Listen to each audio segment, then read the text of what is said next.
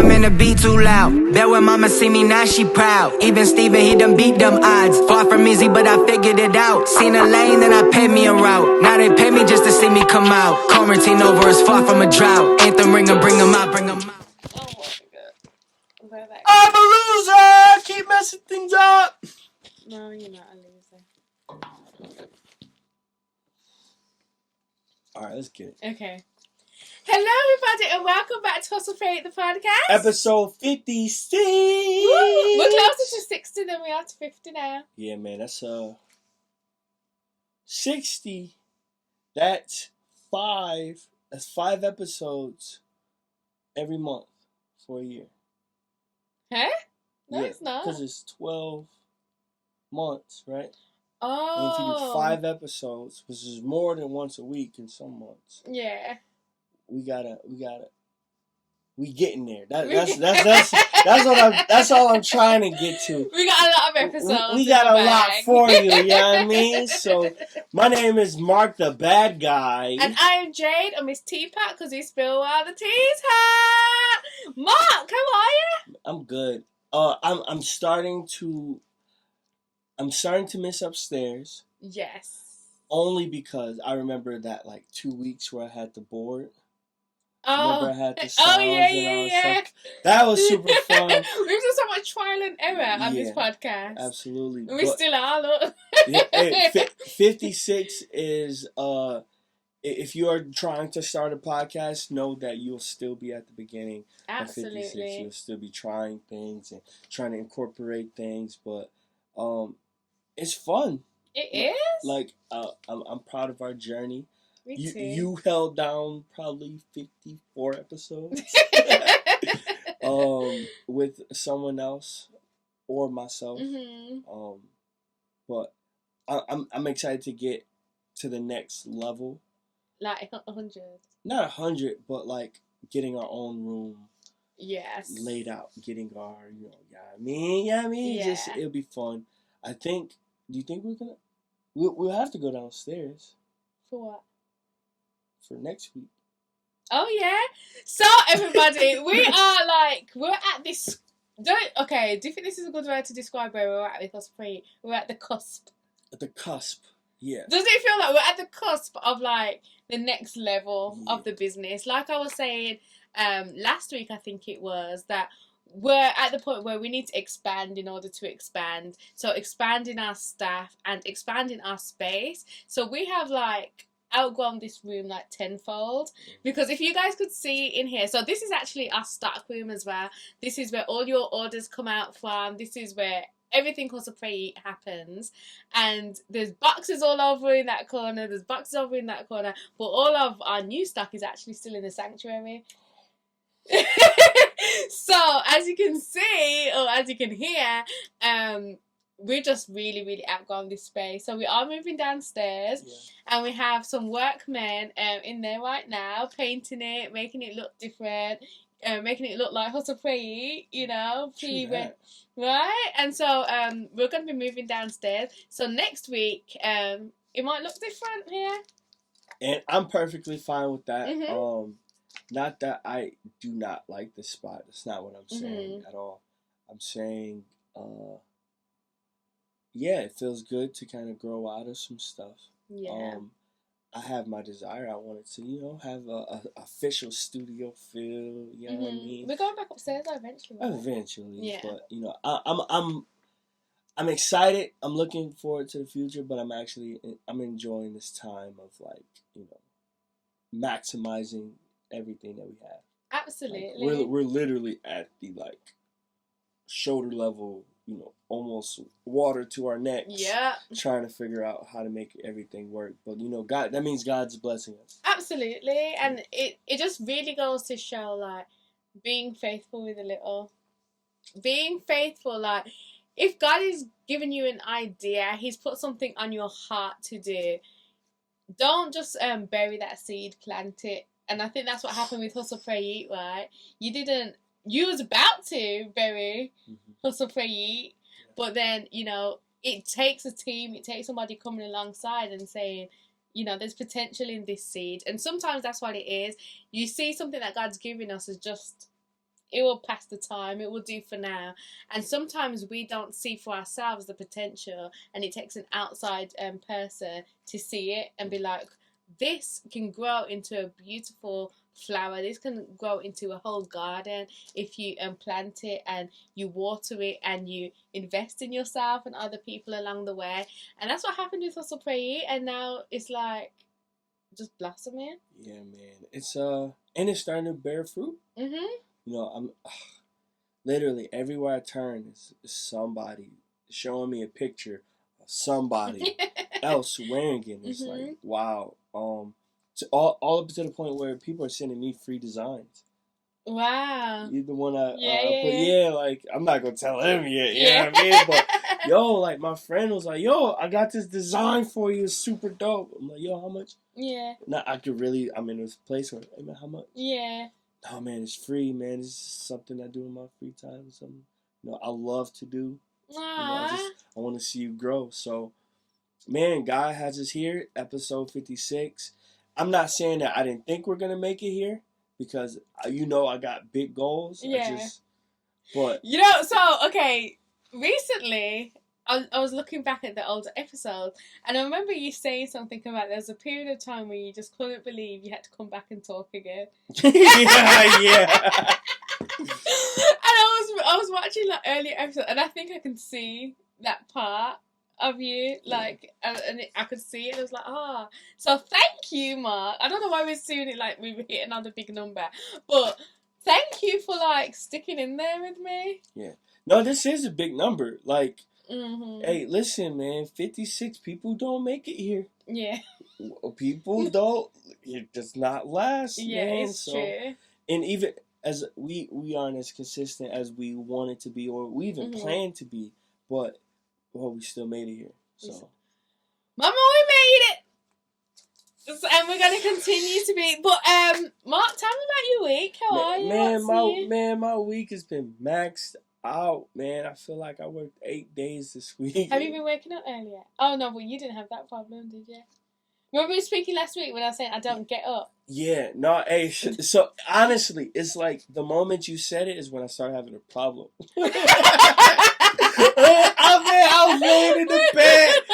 was laying in the bed, and all I could think was like, man, I just gotta get up right now. I have to get up right now. I have to go. This is the only time where I actually just laid in the bed and looked at the time and was just like,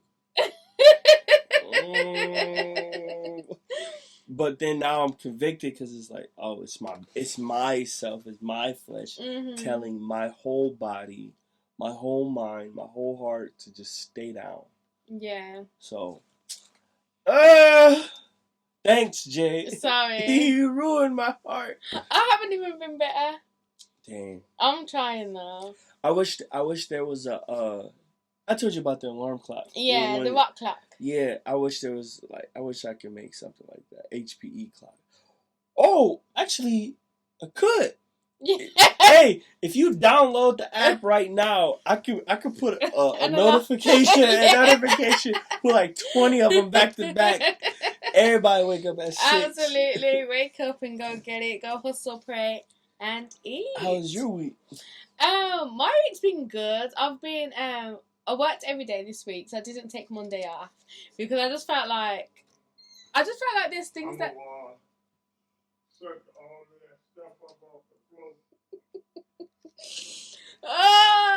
Okay. Hey Jay, how's your week? It was good. So I worked every day this week, like I said. I just felt like, you know, when we are in this season of, okay, things are moving, things are shaking, things are growing, I feel like, okay, so last week I said sometimes the most productive thing you can do is nothing. You didn't even do it. I didn't even do nothing. I feel you. That was my face. Do you know what I mean? Because I think sometimes it's the opposite though as well. Do you know what I mean? I think it's timing is so important. I think like for the kind of lives that we live, I don't think every week can look the same. Do you know what I mean? Because one week may call for, yeah, Jade, you need to rest and take this full day off. the other week, it may be like this week, I felt like it would just be so much less productive if I took a full day off when there's so much that needs to be done. Yeah. Do you know what I mean? So I just feel like I could afford to just not take a day off this week because so much, like, look around, there's still so much that needs to be done. But I was putting all of our new clothes into plastic. Do you know what I mean? So I wanted to come and get that done at the top of the week so I don't have to worry about that. So when the orders came in, I can just send them. So yeah, I didn't do that. But it's been a good week though. I've been here every day. We'll get into the health of the church in a bit, but there's just so much life here. You know, every day, which I love. So I love being in this environment because it's like there's always somebody here doing something, being productive, Except doing me. I feel like I haven't been in church in forever. You haven't? Not even on Sundays? You're here Wednesday.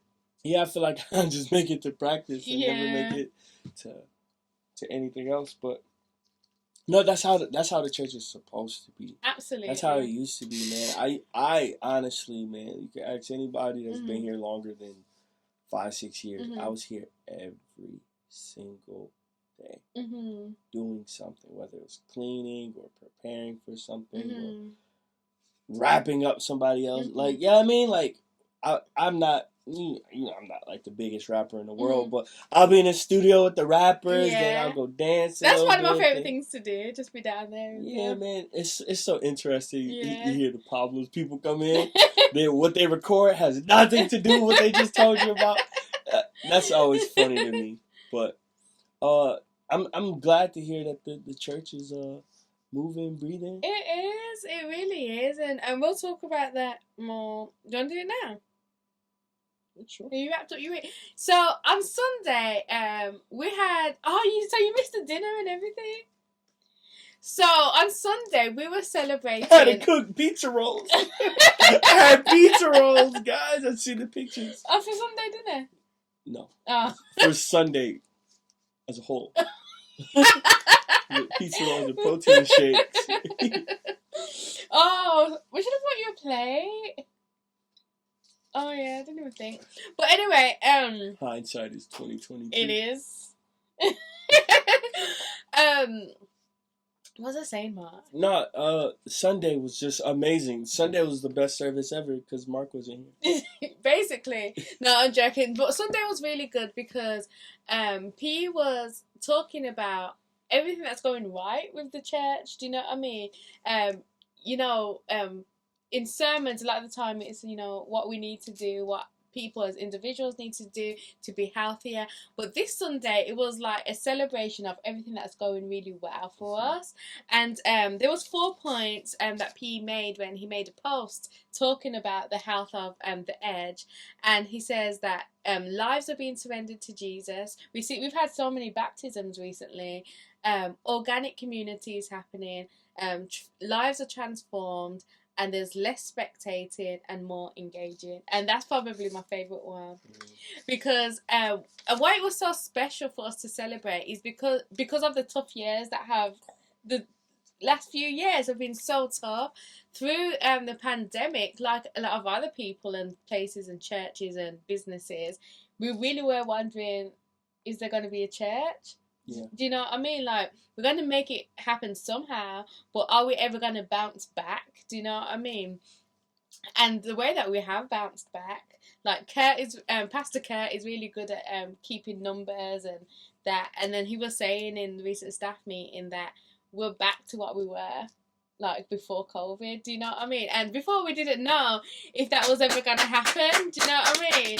So, congratulations to us as the Edge. That's incredible. Yeah, and the thing is, and I think when P's talking about, the church being healthiest it's ever been, and I was thinking, like, what is it that's made it be that? And I was thinking about the core people that are here now, and it's like, there's a lot more ownership, there's a lot more people that are willing and wanting to do something, and then whether that's bringing people with them, whether that's serving coffee, whether that's cleaning on a Saturday, whether that's just being extra hands to help out wherever they can.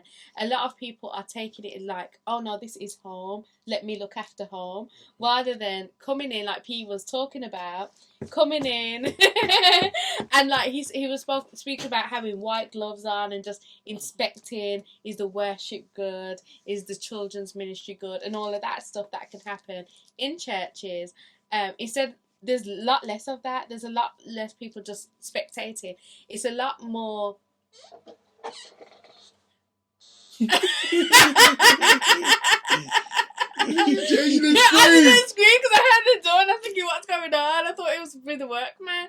Come and say hello, P. I don't want to. Why? We talking We're about just you. talking about you. I'm Can you gonna- come and interject here? Oh Lord. I want you to talk about why. Because we're talking about fair. what you don't want to go in there. I'll do it. Okay, we're talking about what you said on Sunday about it being the edge being the healthiest that it's been. Mhm.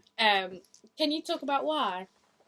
Because I was saying it's one of the points that you had about less spectating and more engaging, and I think that's one of the big reasons why the church feels so healthy right now.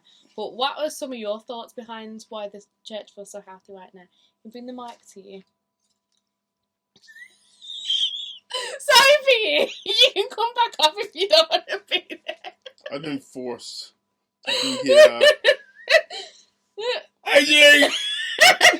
It's so weird.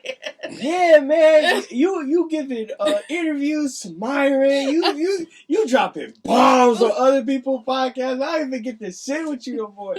I know. Nah, I sit with you every single day. Never That's mind. right. I see you every day this There's week. only so much one person can handle, Mark. You coming back? Where you going? No, I gotta take a picture of my ID. Oh, okay. All right. So what are we talking about? The health of the church. The health of the Oh yeah. church. Mm-hmm. Yep. So yeah, I feel like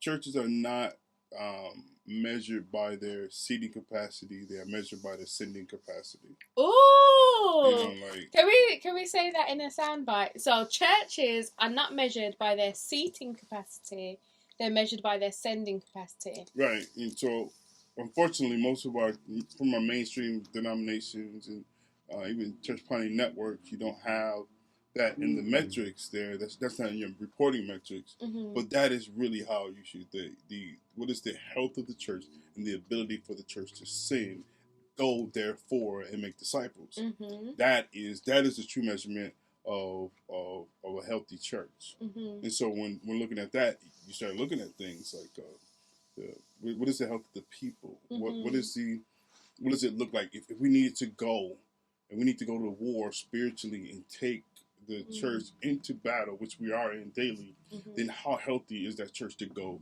there? And when you have lots of drama happening within the church, then that church is divided within itself, so it really can't go and be about God's business and going to war. Mm-hmm. So when I think about the health of the church, it's saying, well, then, can I take the church to battle? Mm-hmm. And the edge, I'm like, let's go. Mm-hmm. In this current state, we can go to war, and we are in war. Absolutely. And then we'll see God be victorious. Absolutely. And don't you think it's amazing like how God works? Because our 12th anniversary was We Ready.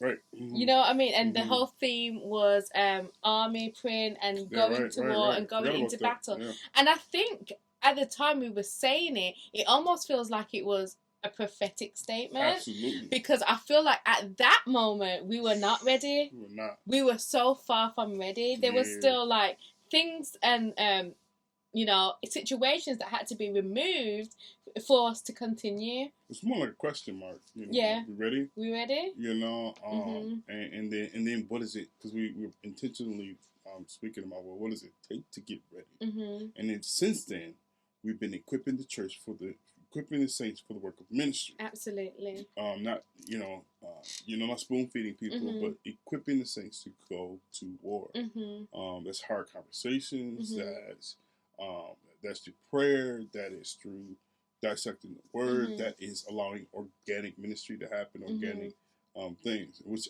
is another piece. Something fascinating about war, going to battle. I've never been in a military, but I've been to war. You know what I'm saying? And it's something fascinating about when you're in charge and you're sitting over here and the cats are over there and they still have to carry out the duties and responsibility.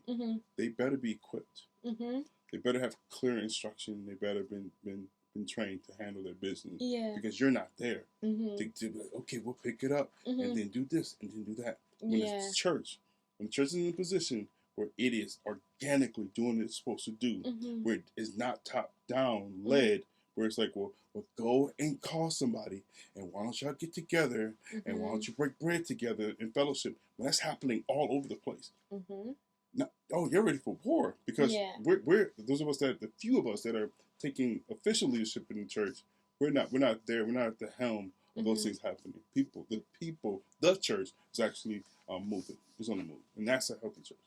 Amen. Congratulations, Edge. Congratulations, PE.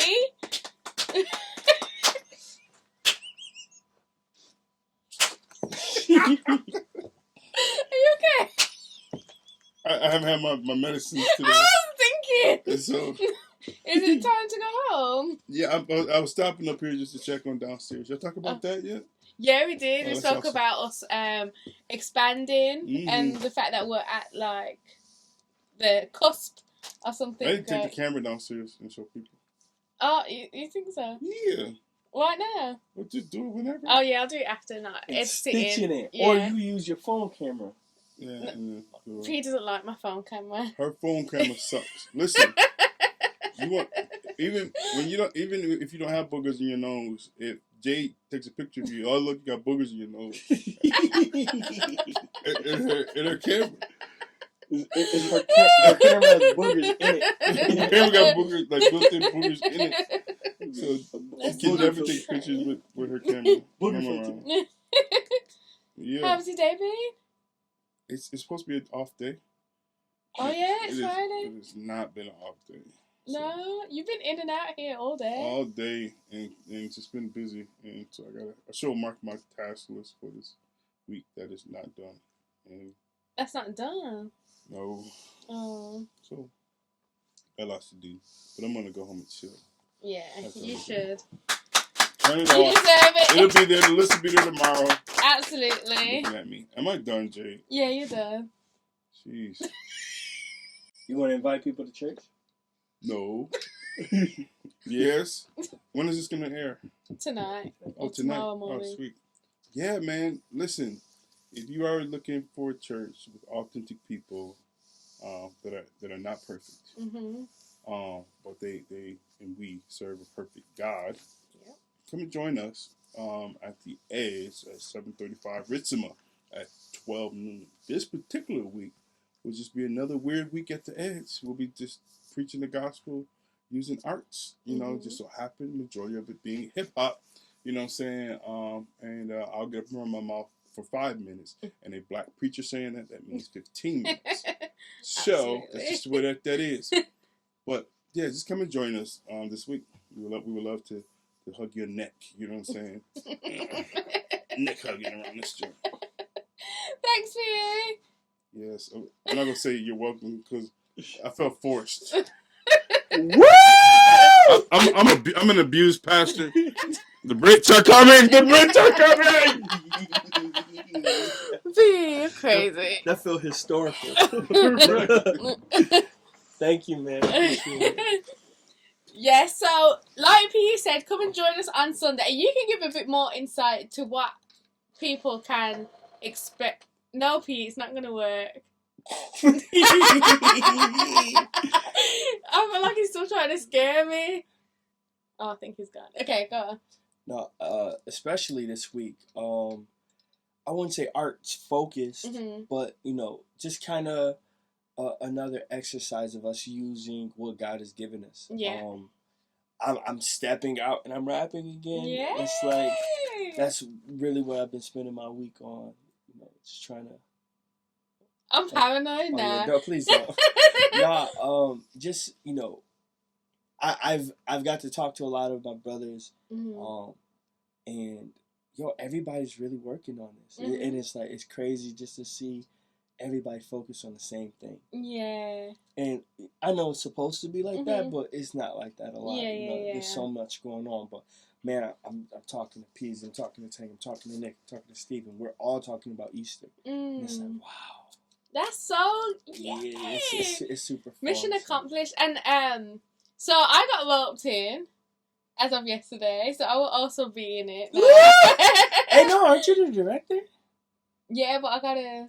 No, but I'm saying like you directed this whole thing. Yeah. How does it feel for you? You know, this is Good Friday. You're at the the pinnacle of history. Mm-hmm. The God has died on the cross, Mm-hmm. and you had the crazy responsibility to plot it out, find the people, pair them with the roles. Yeah, so it's really been a team effort. So God is so amazing because I was very focused on like the dialogue and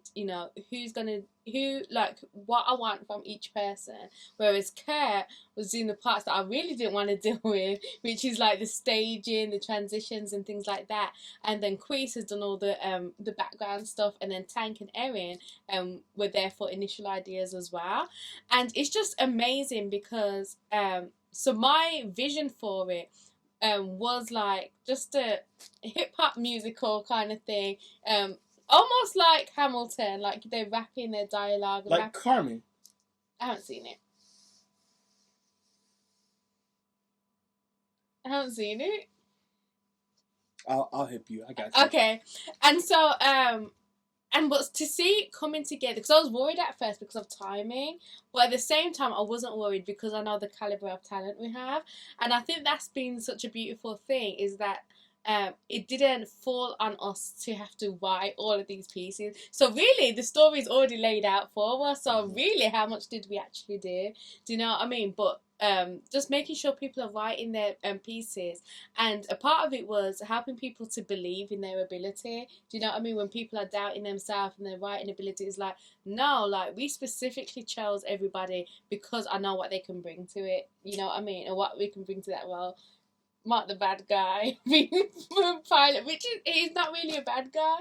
I disagree, but that was just my own research. Yeah. But, anyway. Either way. So, but you know what I mean? Like everybody's part was like, I think it's really fitting for them because of their ability, and just to be like, because we know that we have a talented church, but to see it, like, because you see all the creativity coming together on the spot, you see how it all complements each other. It's just amazing, and I'm excited to see how it's going to turn out. And now I'm excited to be a part of it because I like.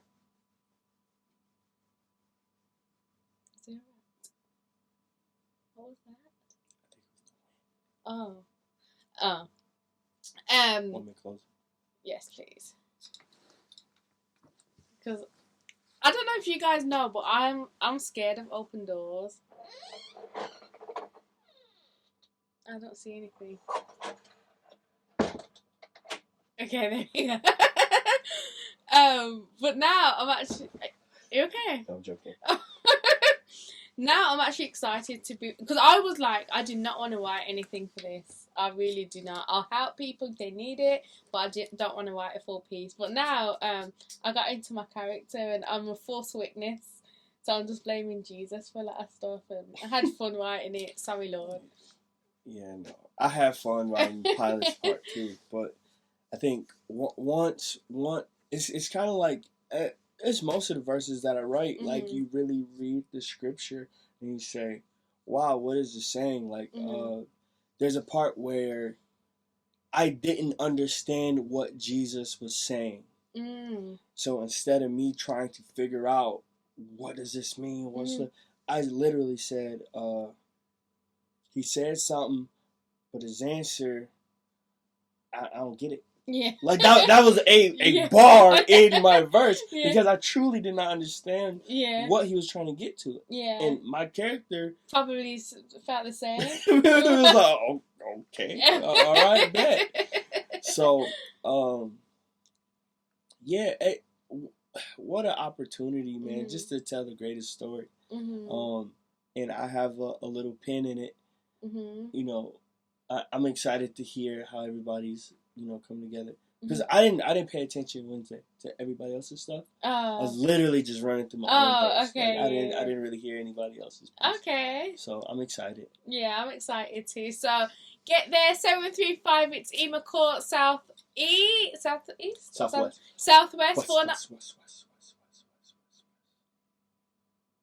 Wow.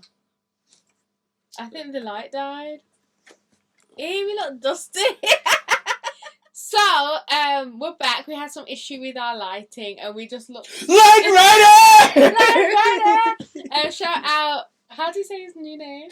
Kamani Jones. His new song, Light Rider, is out now. Light Rider! But we had some issues with our lighting. But you were saying, Mark, that there's 3 things that we said we were meant to do that we gave people on the podcast to do. Do you want to say what they were? 1 was to research keeping the Sabbath day holy. I did. I did not. Okay. Second one was waking up without budging or, not submitting to your flesh and what you feel like you want to do, but waking up when God told you to wake up. I did not. Me neither. And the third thing was to remember the 3 things that we're supposed to do. What was the third? I don't think there was 3 things. I feel like it was 3. I think there was 2. I don't think so. But if it was 3, both of us failed at remembering. Yeah. The thing was, man, why is it so hard to wake up? I don't know. Like, I mean, I honestly don't know. And like, I've always, all my life, as far as I can remember, had that issue. Like, I'm just the total opposite of a morning person. I'm a true night owl, so that obviously affects my mornings. Yeah. But like, but this is the thing, Mark. I tried this week. I've been going to bed. I've been in bed and ready to sleep before 11 o'clock. That's super early for me. I think one night I was in bed by 10:30. I just could not wake up, regardless of how much sleep I get. Yeah, man, it's like I can go without eating. Same. I don't eat water. I don't eat food. But there's just something about that just comfortable, and it honestly, like it made me mad. What did? It made me mad the fact that I could not do what I said I wanted to do. Me too. Just because my body wasn't ready. Me too. So I don't like it. Yeah, I'm gonna try it again. Yeah, I'm gonna try it again. And this time I'm gonna post about it. Yeah. Go ahead. Remember before I used to give scripture every morning? Mm-hmm. So that was August last year, August 2021, and I'd done it every single day. I woke up, was ready, done my scripture, and had posted all before 9 a.m. Yeah. See, yeah. Maybe I need another accountability thing like that. Yeah, if it's not on the gram, then it's not real. Yeah, it's not real. No, but man, so the Sabbath, is there anything that stuck out to you? Is there any revelation? Not really, because I think I do need to look into it more, because the videos that I watched, they were all just saying it was the seventh day of rest. But like, I didn't get into like, what does keeping it holy look like? So you didn't. Okay, all right. So I'm glad we're on the same page at least. Thank you. I feel so much better about myself. I don't know why. Why does it feel like when someone else fails next to me, I feel like I won? I don't. This is something desperately wrong with me. No, so yeah, no, I didn't. My understanding, and this really goes back to Easter, is my understanding was Jesus was doing some incredible things. He was performing miracles, and what we might see as a miracle, some people might see it as magic, but there was another layer to those miracles. Yeah, is why the Pharisees actually hated him. Where he was forgiving sins which that sounds It's dope. audacious. It's ill. That's a very large statement, right? Yeah.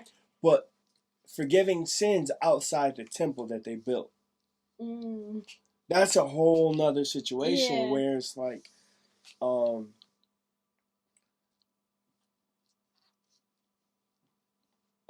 I don't know how to phrase it. I don't know if they were Pharisees or they were just like spiritual leaders. I don't know what they were, but they would go into the temple with ropes connected to them just in case they died. Oh yeah. You know what I mean? Like it was a very sacred. Like it meant a lot to the people at the time. The Jewish people. I don't want to say Jewish. I don't know why I feel weird saying Jewish people. I shouldn't though, right? I'm not wrong, right? Okay. This is it just felt it's important and ceremonial things. All those things were done in the temple, and for a man to be walking around saying that he can forgive sins without being inside that temple was like a double whammy. It was a double smack in the face or whatever. So it's just when he's saying, "Yo, my burden is light," and it's like, "Yo, what are you saying right now?" So when it refers to Jesus as the Sabbath, it kind of takes the onus off the day, off the place, off the time, and so I'm curious of how does that commandment play out even after Christ? Yeah. Well, after maybe Christ died. Maybe more so saying, keep. That's true. I'm not sure if it's saying the same thing because it's written at different times. I just want to know the application of it today. That's the research I didn't do. Yeah. So we're gonna do it next I will definitely get back to you with me too. Figuring out the application after Christ because I feel like there's still some merit to the commandments. Yeah. To all of them. Yeah. It's just trying to figure out, okay, now oh crap! Oh, never mind. That's an Easter conversation. But just figuring out how the commandments play out in my life. We're not held by the law. The law isn't bad in itself. But it's not the way to salvation. But after we accepted Jesus Christ as our Lord and Savior, we're saved from that damnation. Yeah. So what do you do with that law? We're not following it to get brownie points with the Lord, but this is how He instructed His people to live. You leaving? Come here. Hello. So everybody, this is our Judas. Ah, you're right. Do you want to speak about how it's been to White from Judas's point? Come and sit here. Yeah, you probably had the toughest, or you and Jesus probably had the toughest time. Right. You probably the furthest thing from a rat that I've ever met in my life. So introduce yourself. What's your name? Yo, this is M.Dot. And Kodo. What's up, bro? What's happening? It's been a long time. Haven't seen you. How's Mav doing? Man, boy, bad. Ain't in there. Oh, he 25 pounds of terror. Oh. So, okay. How has it... Okay, first of all, how did you feel? M.Dot. M.Dot. Oh, sorry. I'll black it out. Sorry. M.Dot, how did it feel initially being cast as Judas? I was mad. Yeah, I'd be pissed too. I was mad. Why? Wait, time out. Understand, I put my hood up because I wanted to feel more gangster next to him. I thought so. Because I felt real ungangster when he walked in here. Now I'm slouching hard, my eyes half open like a blow. Nothing changed within the 30 seconds he was here. But anyway. Nah, I was mad. Like, I was like, when Queez hit me up on the text, I was like, he was like, yeah, we got this Easter production and you gonna be playing Judas. I said, Judas? Yeah. And I was like, and then when I came to church the other day, I was like, who cast me as Judas? And it was like, Jade. I was like,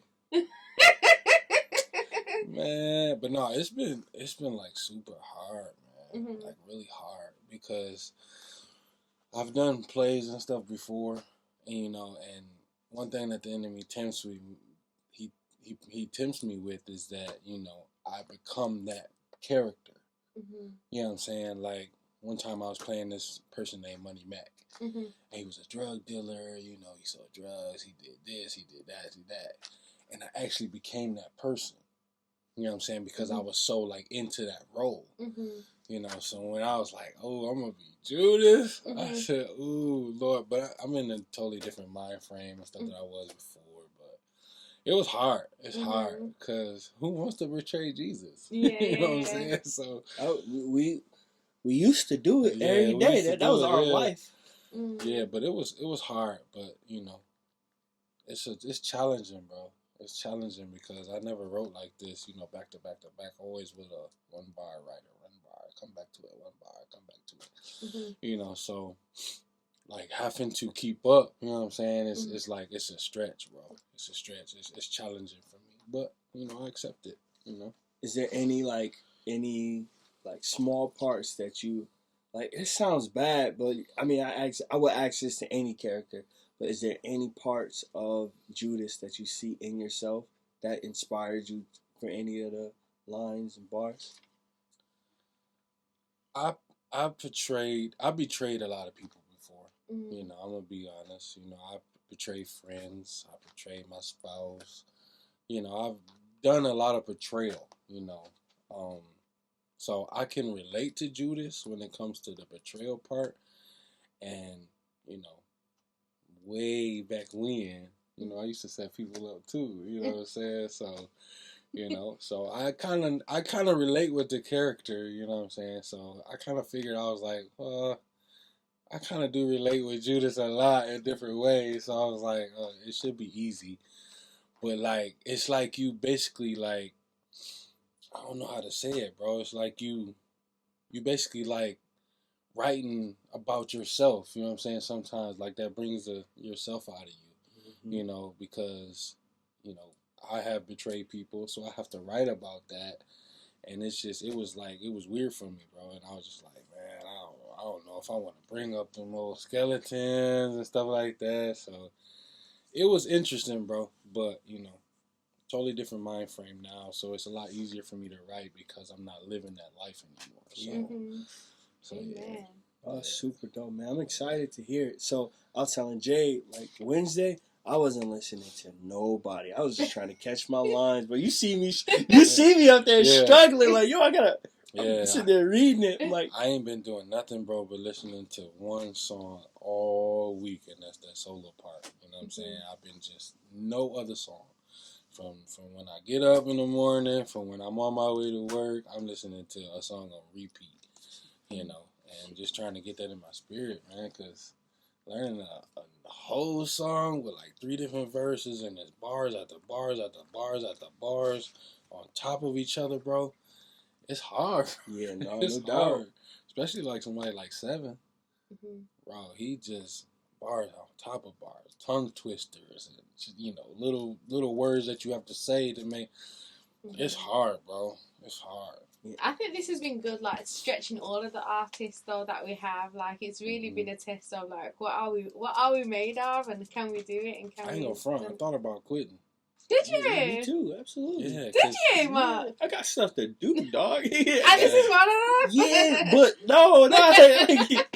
I just was at the point where I was like, you know, I'm around all these rappers, you know, that can come up with something like this. I mean, I could do it if the juices is flowing and like we in that type of vibe. But like right out the bat, like for example, we were sitting down doing a script, and Stephen Malcolm I was just looking at him, and I was like, bro, it looks like you're writing right now. He was like, yeah, I wrote my verse already. I'm done. And he stood up and performed it. I was like, bro, we didn't even start. This is just like the introduction to the whole thing. And I was like, Edify called me. Oh, I'm done, bro. Send me 3 files the next day. I was like, I didn't even think about starting. You know what I'm saying? And I'm like, and I just was like, it was just a lot of pressure, bro. I was like, yeah. Then Queez was like, yeah, you got to send me that track like today. Yeah, man, he still asking me for tracks. I was like, bro, like I stayed up late that night coming up with bars for me and Edify, and I was like, I don't know, like it was hard, bro, Yeah. for me. I really thought about quitting. Yeah. But what? But the thing I told to not let that. Oh, I'm sorry. I'll bleep it. I'll bleep it. It's okay. Yeah. What I told M.Dot is that don't let that make you feel inferior or like you can't do it. See it as like, oh, I'm able to stand up against these guys. I'm able to share a stage, a platform, a church, a writing table with these guys because you two are talented and gifted that way too. Yeah, because I've never been around, you know what I'm saying, in a Such- community yeah. with all rappers, you know, Mhm. and you know, I always was the only rapper, and everybody was just a friend, you know what I'm saying. So being around that big group of rappers, bro, I was just like, nah, bro, I'm gonna need like a month or a week, like 3 weeks or something. They really hit us for 2 weeks. Like, Yeah, I was like 2 weeks.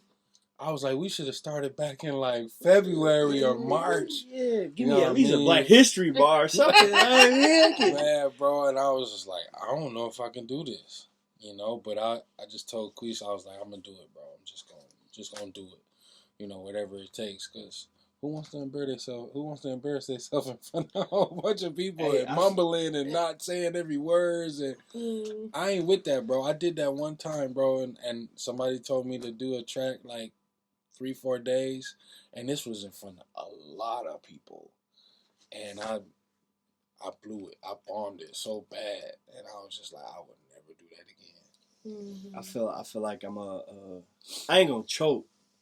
I'll never choke, but you might not hear some of these words. That's what I'm saying. And then I was like, Queese, you gonna have to give me a mic. He was like, what's the difference between the headset and a mic? I said, they ain't gonna see my lips moving, and they ain't gonna see me mess up. They ain't gonna see me mess up the words if I got my mic like this. Yeah, you know. So I was like, yeah, just give me a mic, bro. Then rappers know, man. If you mess up, you can bust your lip. Wow, you start bleeding. You just look like, oh, that what? Yeah, but I'm excited, bro. No, man, excited. It's gonna be powerful. You know, it's gonna be dope. You got people coming? No, man, invite some people, man. Get some. I'm gonna invite some people, but you know the people I don't know if you want to all listen to your podcast, but all the people I know go to a different church. Yeah, you know what I'm saying? But they probably need this one though. I've been sharing it on Facebook and stuff like that. I haven't. Know? Not until I got my part ready. I'm confident in my part first before I tell somebody. I wasn't, but I just kept listening to the track over and over. Then today it was like, oh, you got your cipher bars? I was like, cipher bars? What are you talking about? Hey. We had a little writing session earlier, didn't we? Yeah, we had a little writing session. Hey, Jay got some bars, man. If she ain't give me none. She helped me write the whole thing. Yeah. I needed help. Credits to Jay. You called me out, you. No, you but put some emotion in it. I need words. You You could tell she an Eminem fan because she was trying to rhyme a word that didn't rhyme. No, she was but like, it it's did. the way you say it. I was like, Jay, that don't rhyme. Yeah, could you rhyme head and death? No. You could rhyme those if you say it properly. Head and dead. Yeah. No, head and death. But head and death. You can if you It's it's the sound. I hear. I feel you, but you either gotta be a mumble rapper or Eminem.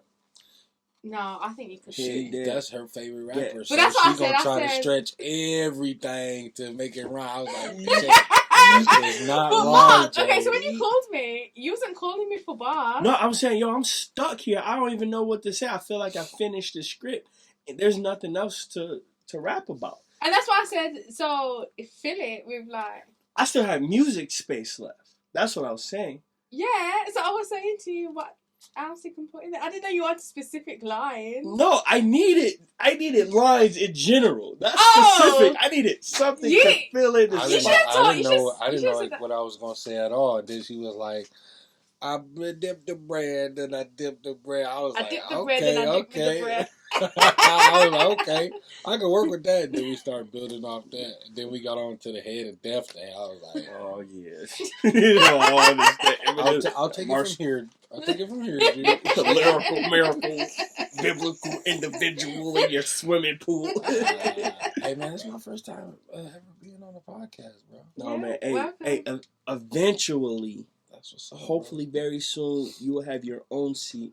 Mhm. You won't have a young British lady standing over you asking you questions. We'll all have comfortable seats. Right, and some, absolutely. Hey, root I'm beers, here some for ginger it. beers. I'm here for it, bro. I don't like ginger, so. You don't like ginger beer? You like jerk chicken? Yeah, I like jerk chicken. But you gotta put them together. Yeah. That spice and that bite. Woo! Spice in the bite, so bite. You should put that in. But thank you so much. For sure, And- for sure. And that. Thank you so much. No, but I gotta record mine. I gotta get some punches in. There's literally like, so this is the problem with me, bro. When I write, I'll keep changing it. I will always change it. I will always find a better cadence. No, you ain't gotta see it. No, I'm just saying. I thought you were still talking. It's Let me pull the mic back up. You know what I'm saying? no, it's always changing. Unfortunately, that's like the killer with me. So Yeah, because you changed your whole track on Wednesday. yeah. I was about to change mine too. I actually sent Queese another track. I was like, yo, this kind of talks about the consequences of sin too, and I kind of know this more better than the one that changed. He was like, I listened to it. Then I get a text back like, nah, it don't fit with the song. I was like, oh man. But I was just like, you know, I'm just gonna toughen up, bro, and I'm just gonna do it. Yeah. It is what it is. Rise to the occasion. Man, you know? Queese was like, all right, hey, yeah, so your character is Pilot. And he left it at that, right? No script yet. This was the phone call. So in my head, I'm thinking, okay, Pilot lines. So he all didn't ask you guys. He just said it. He told me. Oh. So I'm like, all right, yo, pilot, all right, navigate, all right, aviate. I'm here, I'm trying to think, you know what I mean? Then they talked about Easter. Oh! Punches, Pilot! Oh! Okay. He probably got the least amount of lines in this whole thing. Oh, Mark, you got to write a verse. Yeah. Oh, so it's not a song I'm learning? Or you can dance. Bro, hey, tell me, be honest, bro. If I started dancing, bro, come on. Hey. I really want you, I want to know your opinion, bro. You my boy. If Peasy up there, Adian up there, everybody, you know what I mean? Jesus about to get sentenced, right? And you just hear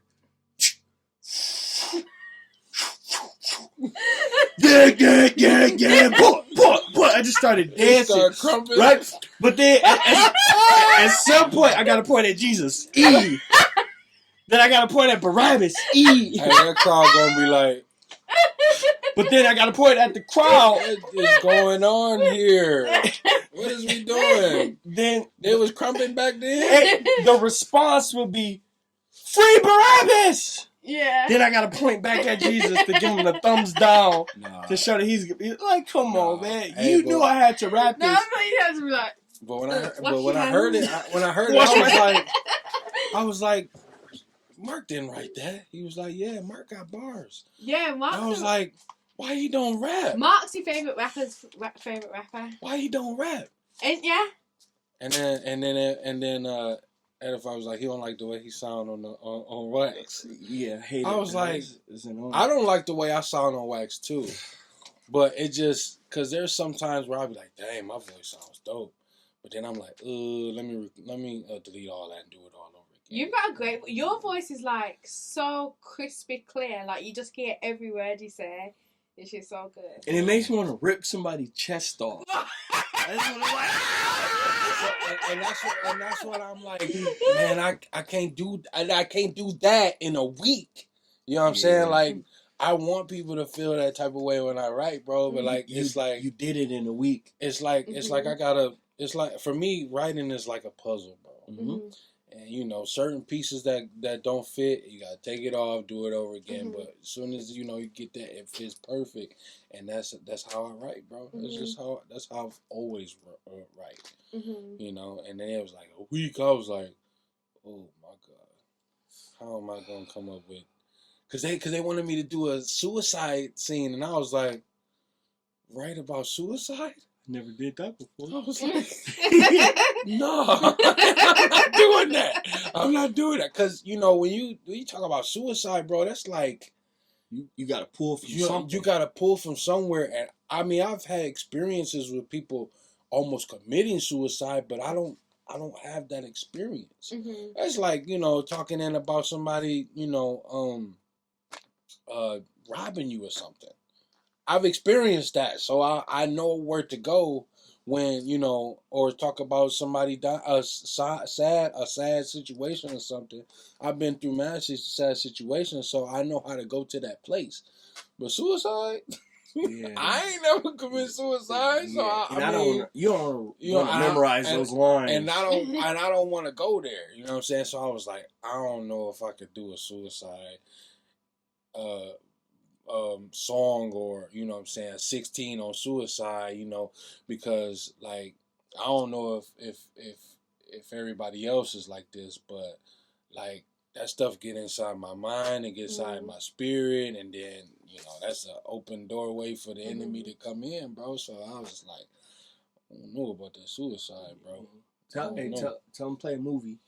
Yeah, play something. You know what I'm saying? We're just gonna play a gunshot when you walk back there. Where? When you come off stage, we're gonna hear the gun. Oh yeah, I do. I got a gun. You got a I got a gun. Yeah, so you'll just be holding it. That's dope because one of the lyrics is what's the lyric? He was like, "Can't be civil with my siblings, so I live on my alone. Often nervous, evil thoughts of murder be filling my dome. So I can point the gun to my head or whatever. You know? That's dope. Yeah. So. I'm excited to see it. Me too. Tomorrow we got like our dress rehearsal. I'm about to come in. Probably just literally the first run through. I ain't gonna listen to nobody. I'm gonna just get my lines. I'm gonna drill it so I can perform it. Then once I feel like I can perform it, then I can try to absorb everybody else. But man, if tomorrow don't go good, dog, you ain't gonna see me. I'm being in the back, mumbling, trying to catch these words. Have you memorized it though, for the most part? For the most part, yeah. Okay. But there's like little things that trip me up because it's not entendres, but it's like it's the same it's the same pattern. Yeah. And it's easy to switch two lines. That's how 7 is, bro. 7 got entendres on top of entendres on top of tongue twisters and all that. So it's like little bitty words that he's like cut in real quick that I miss. So I'll be like, man, I just put that boy on repeat. And that was the only song I ever listened to all this week, starting from when he sent it to me, was like last Friday or Saturday. I've been listening to that all week. Every time I get an opportunity to rap it in my car, well, majority in my car. Yeah. You know, I'm trying to rap it, and I'm like, yo, I got this though. See, every time I go back to it, I get more and more confident in knowing it and stuff. But like, it's different from rapping it with the song than doing it with just a beat. Yeah, it's totally different. Is that what you were recording? No. I was working on a track that me and Queese got cooking up. Ooh, that really doing personal work. Yeah. I be wanting to get in the studio, bro. You know, so I'm trying to get more in the studio and get back into it, man. You I'm about to make a performance track. So I'm about to do punch-ins that I feel like I couldn't do live. I'm just put those in it, and it's gonna be like a little guide. So I know, okay. So I know which line starts where and what's in. So I used to have like my headphones in there, like I used to do with this other play. I would have my headphones in my ear playing. I would record my script, and I would just play it at certain times. So when my time came, the script would be in my ear, so I would get every single word. Yeah, man. I can't listen and talk at the same time. Yeah. I can't listen and do a lot of things at the same time. But it's like has to be like a timing thing. I can't listen and smell at the same time. Do you ever feel like you can like if you're at home and you feel like you smell gas or something, you have to turn the music down to smell it properly? No. When somebody talking to me and they breath stink, I can't hear nothing else. So I feel you. I be like, ooh.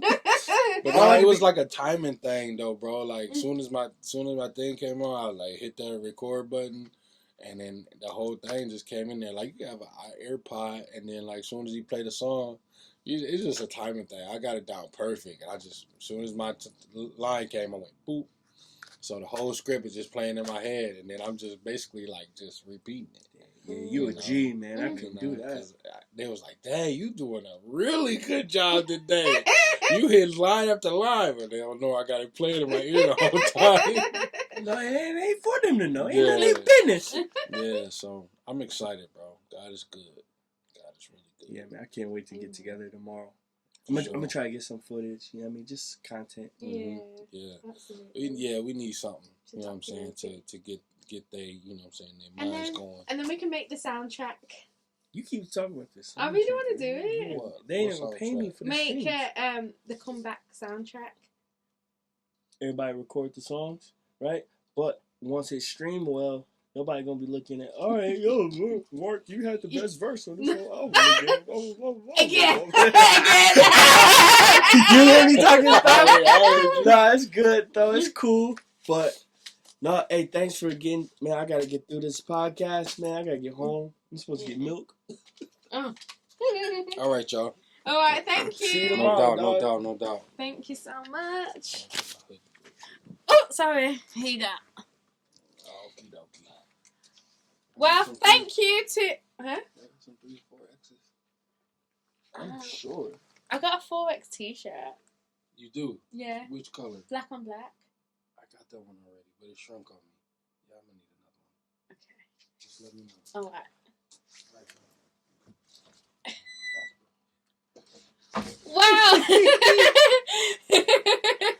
Well, thank you to M.Dot.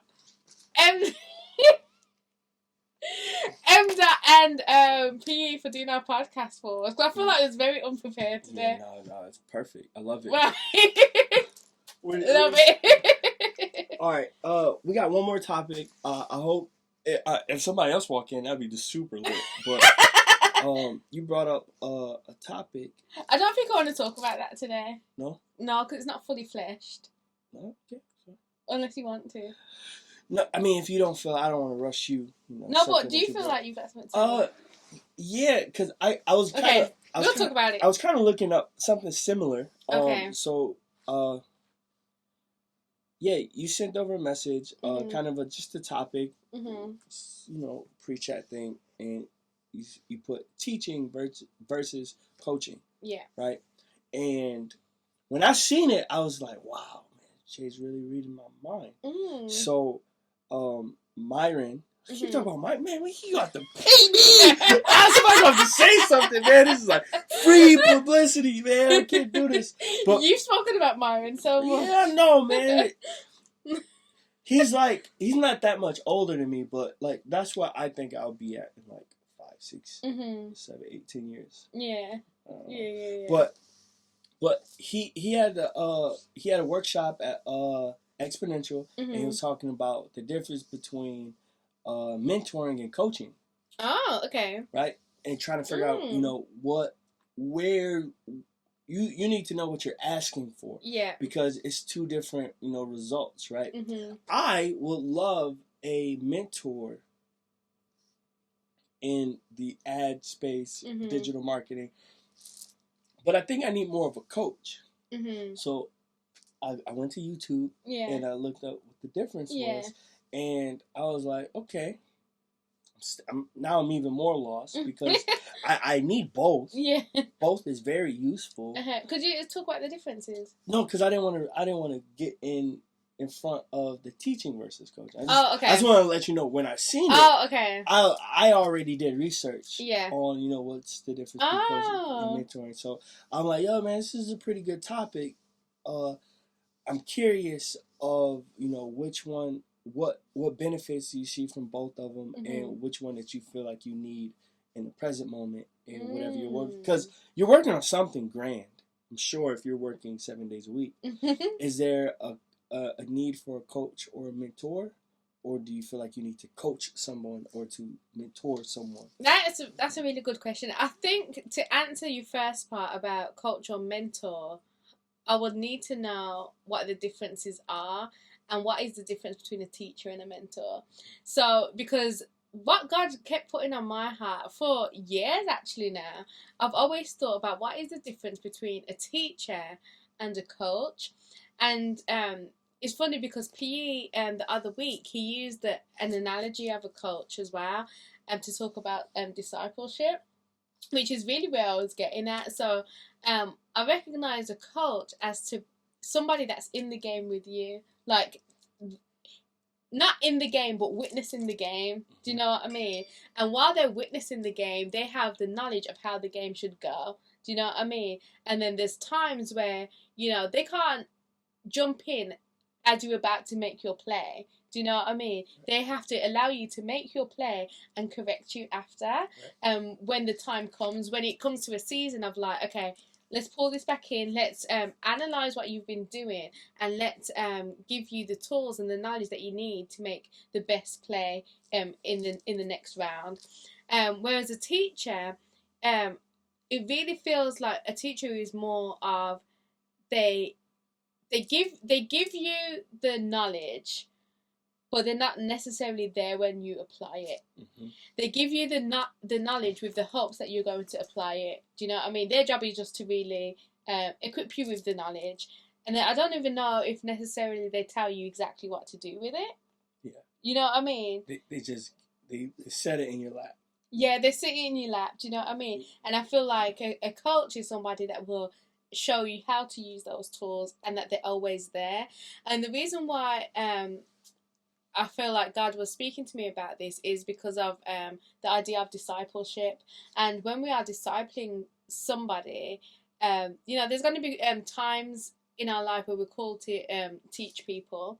Like, somebody might just be passing through, but that doesn't mean that you don't take the opportunity to deposit something to them or teach them something. But understand that once you've taught them that, you kind of like, it's up to them and God to help this come into fruition, or their next coach, whoever's coaching them. But God was just showing me the people that He's called me to coach and the people that He's called me to teach. Because what happens is sometimes in discipleship, you can get frustrated with people that you were never meant to be there for the long run. Yeah. You wasn't meant to be there for the full game. You were just meant to give them the instructions, give them the information, and let them be. And sometimes because we're Christians, we've got good hearts, we want to be there, stick it out with people. And then other times God does call you to be in the game with someone, to be on the sidelines of them falling, of them getting up, making great plays, failing at things, but knowing and having the patience of the whole time is like, I don't just walk away now. I call them to the side and I tell them, what I remind them. And that's what I was thinking as well. A lot of coaching does is reminding the person of what you taught them. Right. Do you know what I mean? The teacher isn't there to keep reminding you. That's the coach's job. And I feel like, to answer your question, I feel like P's always been a coach. And I think that's what I've realised. Like, he'll give me a lot of information, so he does teach me, and then he lets me apply it, whether it's business or whether it's ministry. But then he'll pull me back to the side and be like, okay, this is how it should go. Do this, go and do it now. And I think it's just a brilliant way to do discipleship if that's how you're called to do it with that certain person.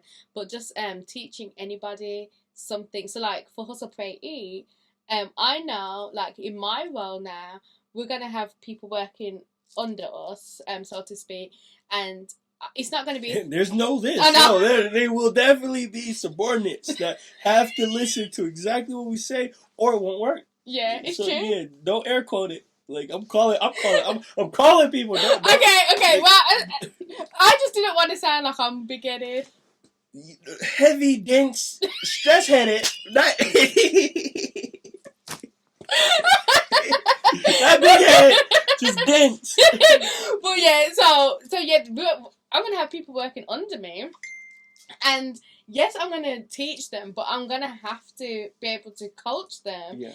because you know, teaching somebody doesn't necessarily equal the results that you want, you know what I mean? And the way that I do stuff, I like doing it a certain way. They're only going to get that if I stay on the sideline of the game as well, do you know what I mean? Yeah. And realize I'm no longer the player. Do you know what I mean? Mm-hmm. Sometimes it's easier to be the player because you know you're going to get it done how you want it done. But sometimes you have to just be the coach, be on the side, and be there to like tell them. So yeah, I think it's just interesting, like the differences.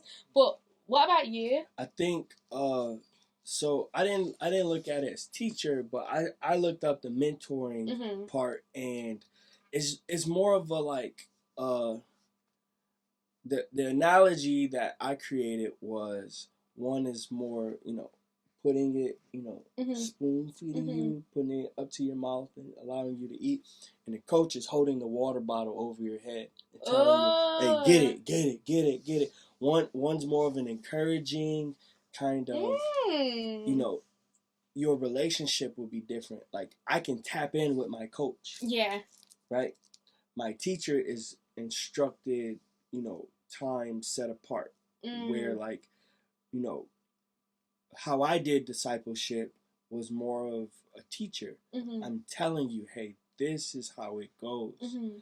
Eventually hoping to become a coach one day, Mm-hmm. when I'm coaching them how to be a teacher.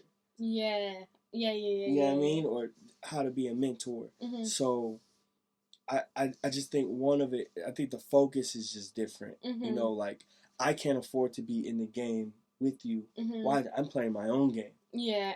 Mm-hmm. I'm being mentored and coached by someone else. I can't worry about your game. Mm-hmm. And not saying that's your personal life or in discipleship, but I'm like, as you go, okay, where are we going? I'm still trying to figure out for me. Yeah. But I'm also following somebody else. Yeah. On their route. Yeah. So, like, I'm being pulled aside. So I'm not, deferring people because I don't have time. Mm-hmm. I'm not deferring people because I don't have time. Mm-hmm. I'm just telling them, hey, yo, this is a strange route that I'm on. Yeah. And if you really want that time with me, you can't look at it as, oh, I'm gonna just tap in with Mark whenever I want to. Yeah, I'm gonna just, I'm willing it. Like, no, I need your absolute focus, because what I'm telling you don't make sense to me right now. I'm just telling you I'm just telling you what's being told to me. Yeah. But then we're both gonna figure it out. But if you just want somebody cheering you on, I could do that too. Yeah. But just please don't pull me aside. Please don't pull me into your game, because, yo, I'm like, mind you, I'm 29 now. Mm-hmm. Like, I've been married almost 4 years. Mm-hmm. I'm talking about me as an 18-year-old with 14 and 15-year-olds around me. Yeah. We're growing up together. Mm-hmm. I'm trying to tell you, hey, yo, yeah, you can't sleep with your girl. Mm-hmm. I'm still trying not to figure out how to stay out her house. Yeah. Like, I'm going through the same thing. Yeah. So it's not that, like, I'm perfect. Mm-hmm. You don't have to be a perfect coach. You don't have to be a perfect teacher. I just think it's the time spent in the format of it. You know what I mean? Like, absolutely. When you think of a coach, you automatically go to sports. Mm-hmm. When you think of a teacher, you think of, education, like a scholarly. You know what I mean? So I don't think those are too far. I think those are intentional because of the information that has to be passed. Yeah, like I see teaching as the knowledge, the information, the mind being equipped, and then the coach is like the practicality. It's like taking what the teacher said, and it might be the same person as well. Yeah. Or you might be called to be both in somebody's life. Yeah. Taking what the teacher said and putting it into practicality and application to life. So I mean, I do want to coach. I don't think I need anybody that needs to just sit down with me and figure it out. I just need to tap in with someone and say, yo, does this look right? Can I get another eye on this? Versus, oh, I want a mentoring relationship, but then you're not being a good mentee. Yeah. I mean, I think that happens a lot where someone's kind of downplaying their actual needs of, no, I don't need another cheerleader. Yeah. I need someone that's really going to sit down with me and define all this. And do you think sometimes that's what people are looking for and they don't even realize it? Like, they think that they want somebody to coach them and to train them into a certain thing, but really what they want is encouragement, whether they're doing something good or not. Have you found that? Yes, that's been like probably 80%. If it doesn't work out, when someone's saying, "Yo, man, Mark, I need you to walk with me," Yeah. right? What they're asking for and what they're expecting are two different things. So it just leads to a lot of disappointment. What do they ask for, and what is it that they're actually expecting? So when people say, "Mark, I want you to walk with me spiritually," I'm very new on this walk. I just need someone there with me to, just kind of check in, making sure that, everything is straight. That's not an everyday phone call kind of relationship. Yeah. You know what I mean? Like, that's borderline father, uncle role. But if it was clear, hey, I'm really struggling in this area. I've heard that you overcame this situation, and God just put it on my heart to reach out. No, that's me. Hey, we need to pray about this to see if I could be anybody's coach. Yeah. Woo! Bro, you did it. Yeah. Hey, I'm proud of you, dog. Hey, next time, make sure you got your hands up. Tuck your elbows in, your stomach's exposed. Yeah. I'm not teaching you how to punch. I'm not teaching you how to block. I'm not teaching you how to swing. I ain't teaching none of that. I'm just a coach. Yeah. You know what I mean? So I feel like the expectations, I think that's where a lot of sour relationships with the church, like, people will have wrong expectations and blame the whole church. Oh, the church hurt. Oh, the church never showed up for me. Oh, they never did this. It's like, what did you ask for? Right. Asking you shall receive. I'm not doing anything, malicious. I'm getting really personal right now. Yeah, no. But I'm saying all this to say, just to paint the illustration. If you want someone to mentor you, know that comes with, I need to see your finances. You can't grow what you can't manage. You can't grow what you can't manage. If I can't really see what's going on, I can't see the holes and what's all going on, then no wonder you keep falling into the same thing. Like, you're hiding it from yourself. Yeah. You know what I mean? So I think that mentor relationship it's a lot deeper than what churches might made it sound like. They made it sound like mentor-mentee relationship is just breezy. Nah, Jesus was a mentor. He was a teacher. He didn't coach them boys. He was like, hey, no, this is what it is. I know. I hear you arguing. This is what it is. This is the kingdom of God. Yeah, I know what you're thinking, but no, literally, I know what you're thinking, but no, that's not it. Like, I have to correct you. A coach could, like, redirect, but a teacher will stop you. You're going too far into this. But that I think that's what. And again, these are my expectations of a teacher. I don't want a soft teacher that's just encouraging me willy-nilly, like, oh, you're doing good, but, like, no, I don't need a but. I just need to. Because a teacher as well, and that's why I feel like you can be both. Like I said, PE is both. Like, a teacher is very matter of fact because all they deal with is facts. What they want to teach you is the fact, whereas a coach has to take into consideration, oh, you're injured. You know, for example, oh, you're in sin, or oh, you're tired, or, the coach has to care about those things and take those things into consideration, where a teacher is not. The teacher is just like, well, this is what it is. Yeah. You can feel that way, but this is what it is. And even in church, like, there's a difference between a preacher and a teacher.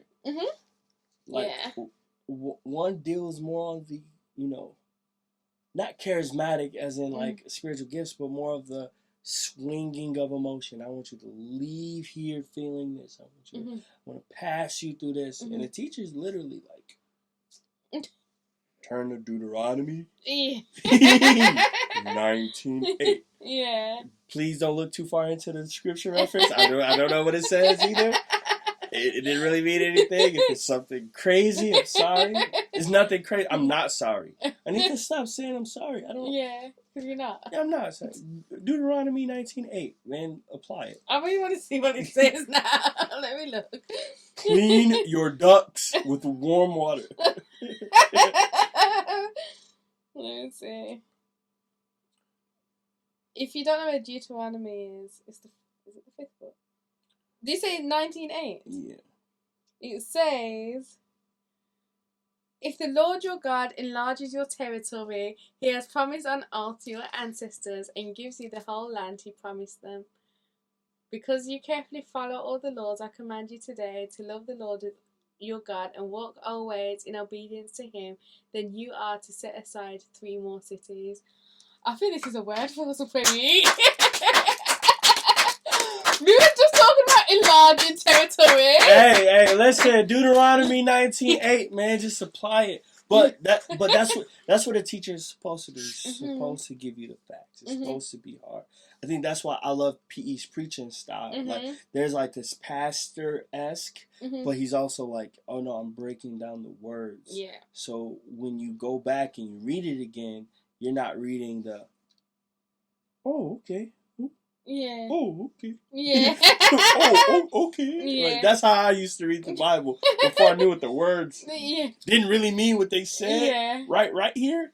So I beseech you. I earnestly, I parakaleo you by the mercies of Jesus Christ that you present your body. That's the preacher's body. As a living, it's an oxymoron. Living sacrifice. Yeah. No.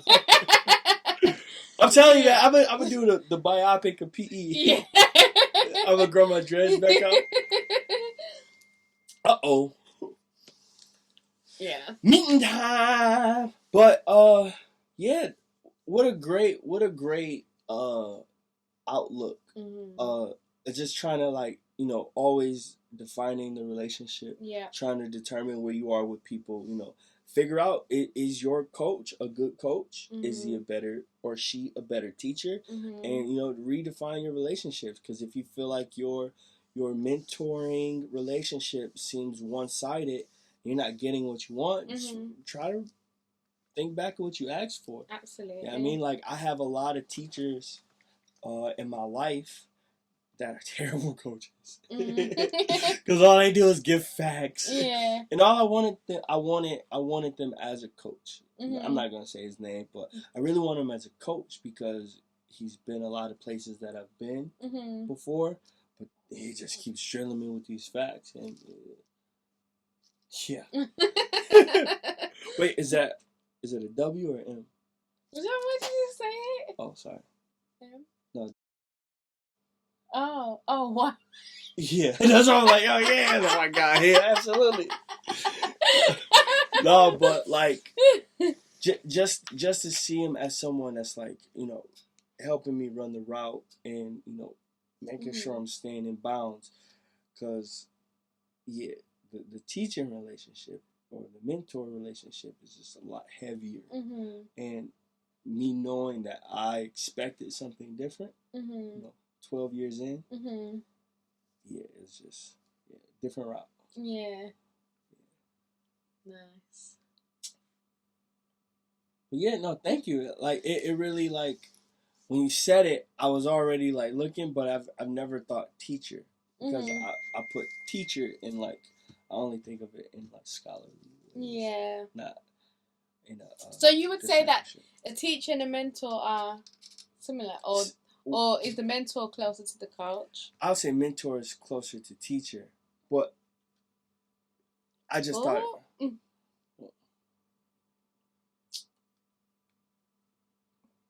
Cat's always on me.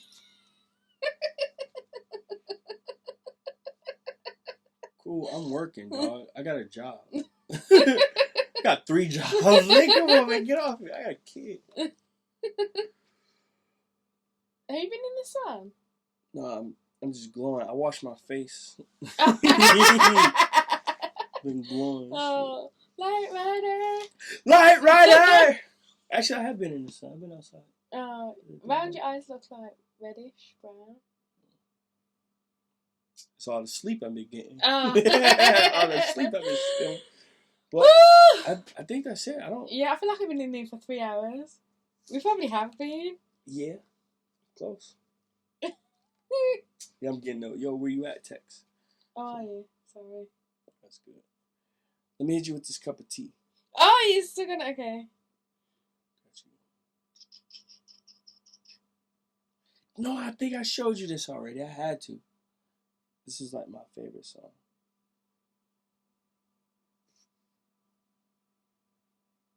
Oh, shout out to my friend back home, Ramar, and his friend Eddie. They are opening their store in the Bullring, which is Birmingham's Mall. They're opening a store from a clothing line that they used to just do pop-ups outside in the city centre and just be selling shirts outside. And now they have an official store opening tomorrow, Saturday, officially. Like, they're doing amazing things. Hey man, congrats. Congrats. It's a dream for sure. Yeah. I know how hard it is to sell shirts. Right. So for you to finally, get enough money at once. Yeah. To get a spot in the mall. Yeah.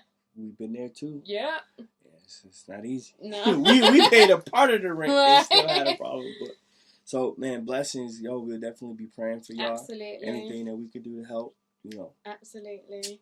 let us know. Shout out you guys and go and check out El Trio. So it stands for the three, which is him, his business partner, and their audience. It's cool, isn't it? I love it. And their slogan is "Far from the Rest."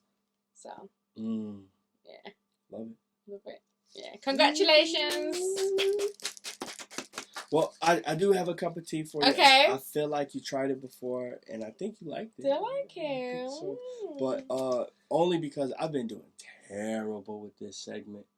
Not. Have you noticed, guys? We haven't had any bad news recently either. Yeah, all the bad news is taken, man. It's a feeling. I really do not want to just sit down and think of mean things to tell people. Oh, that's good. Well, it's good, but it's more of a not caring thing. Oh, okay. I don't care. I need you to sit down. care. Well, I don't care about people. It's just a thought of like, man, I wish there was a better way.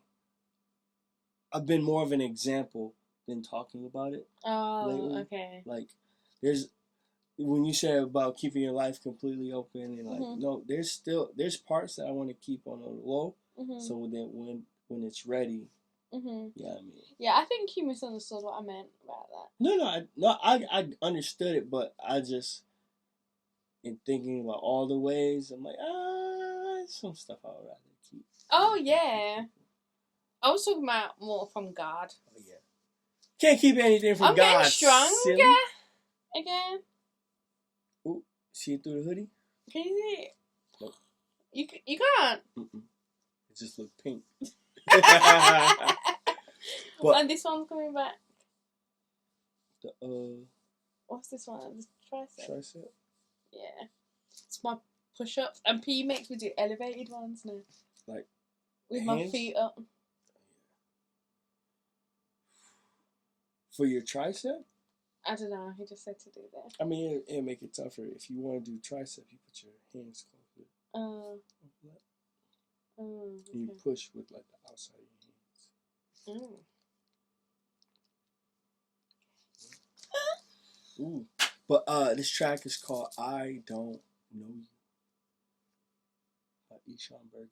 No, never heard it. No, you had to. I haven't. I feel like this was like the first song I played. No. The first song we ever played on the podcast, can you remember? It was a Tank song. Oh, Victory? Yeah. Victory! Victory! But this is kind of like that. Is it? Mm-hmm. It's victorious. It's very victorious. Okay.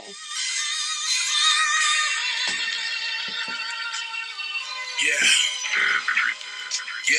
When I was a child, I spoke like a child, made sense out of foolishness. Young and running wild, old hooligan, don't box. Break the car windows, still in bottles of Alizé. Is there lyrics on there? Devil tried to get me quick, and that was just the intro. Ducking shots from a... Okay, sorry guys. So this is, can you introduce it again? This is I Don't Know You by Eshawn Burgundy. Okay. I don't know what label he's at. It don't even matter. It's just dope. But I'm gonna look up the lyrics. Yeah, when I was a child, I spoke like a child, made sense out of foolishness. Young and running wild, old hooligan, don't box. Breaking car windows, stealing bottles of Alizé. High for Prada Endo. Devil tried to get me quick, and that was just the intro. Ducking shots from a sensitive dog on the block. Waving glocks at little kids, cause we wouldn't stop. Throwing things at his top. That was normal for where I lived. 3026 Cross Keys Terrace. Flash jump projects until my flesh perish. Infatuated with dark living and smart women. Fascinated with art, swearing that I'm heart driven. Before I knew I was deceitfully wicked, and the frequency of heaven and hell for me wasn't equally vivid. Frequently, my leap of faith begins to push off my pivot. I'm in the air, so let me switch it. Cause the prince of the air just really twisted. Offer me everything that he has been made rich with. But then I flashed a wedding ring that's wrapped around my spirit. This matrimony is not only wrapped around my lyrics, it's wrapped around my heart. I rap it just so you can hear it. In fact, it's my armor, it's what happens when I wear it. Happily married to the universal engineer. Designer of that refining fire, let's make it clear. Alpha Comma, Omega Comma, the pioneer. So Lucifer, Abraham, stepping out the crew. You keep trying to make me murder, God is trying to take me further. You can redefine a man, I understand, I'm living full, so now I don't want you.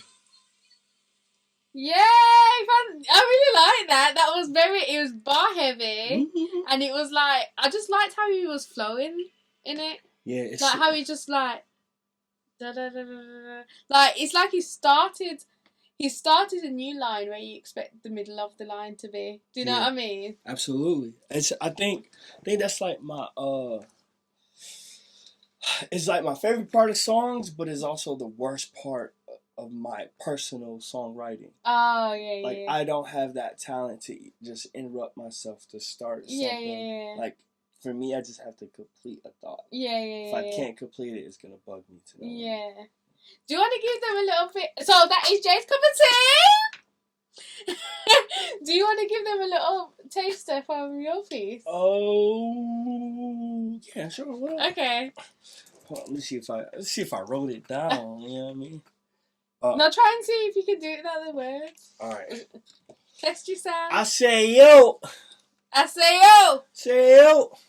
I said, honestly, what's the hostility for? This guy's a bum. What y'all really bringing him for? Your crew shaky.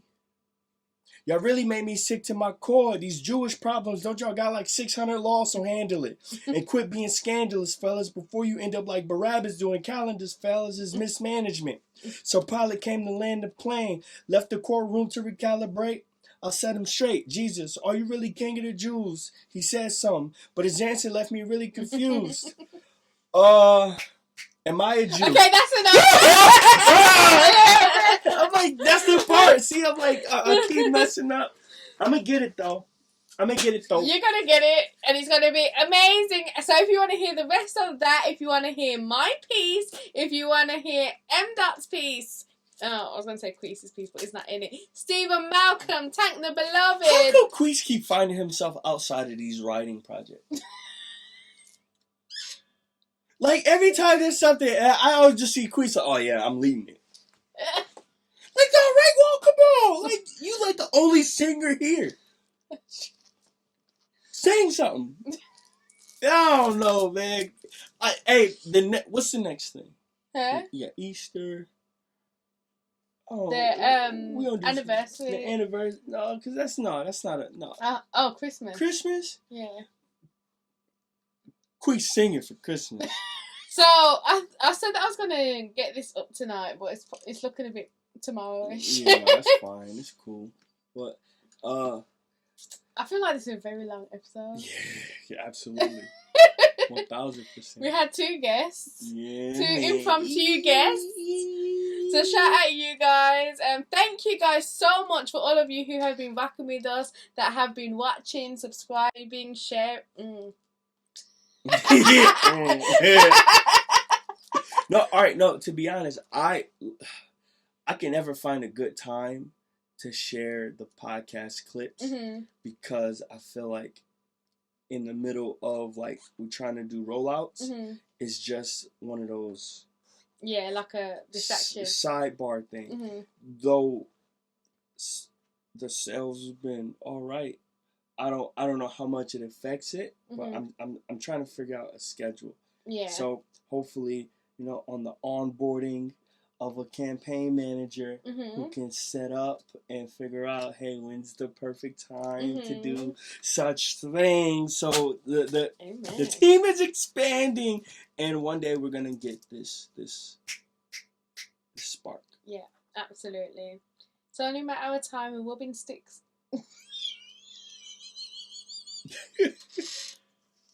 The what? Hey, that was episode 56. Y'all, thank y'all for tuning in. Again, make sure you like, you comment, you subscribe, you actually watch this all the way through. If you watch it, we said we're gonna do a giveaway last time. Yeah, but what was it? We got a lot of these. Okay. Get a hoodie. What you want? Huh? Hey, just share the video. Yeah. Share the video. Comment on YouTube. Say I did it, and you got a hoodie? We'll pick somebody. We're gonna get everybody a hoodie. Yeah, I'm saying we'll give you a hoodie if we pick you. Yeah.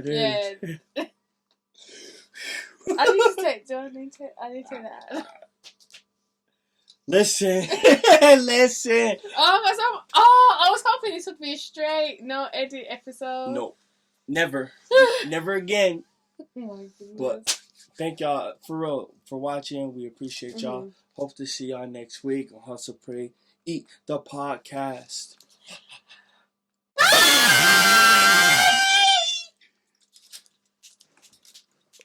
Okay, do you want to go back? Hustle. You have to hustle, put in the hard work. There's no excuses on the road to success. Even when you feel defeated, you gotta keep going. Pray. You have to pray for everything that you want and everything that you're thankful for. When it's not going the way that you want, you still gotta trust the process.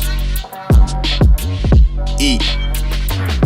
After the hard work, it's time to celebrate and fellowship with the ones who believed in you. And if they didn't believe you, let's turn them into believers. Hustle, pray, eat. It's the brand that motivates.